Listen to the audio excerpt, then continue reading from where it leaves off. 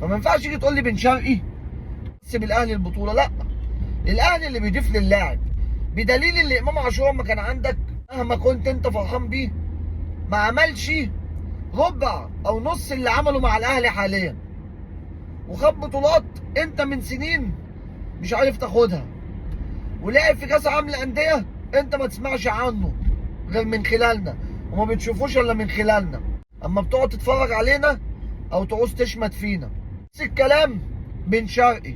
انا بقول لك اللعيبه دي مع الزمالك ما شافتش طفره ولا حست بتميز، لعبت سنه سنتين ثلاثه، خدوا شويه حلل وشويه كراكيب معاكوا كدوري مصري، كاس مصر، شويه البطولات التعبانه اللي خد فيهم كونفدراليه بالنسبه له مش عامله طفره معاه. لكن تعالى هنا طلعت البطولات والامجاد، النادي الاهلي العظيم، صباح الخير افريقيا، مساء الخير كاس العالم للانديه، تيجي تبقى هداف، تيجي تجيب اجوان في كل ماتش ورا بعض. الكلام ده مش موجود في الزمالك.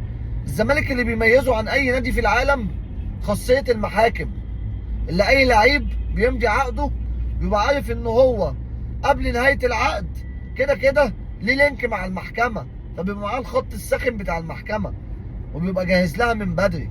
دي مش مشكله.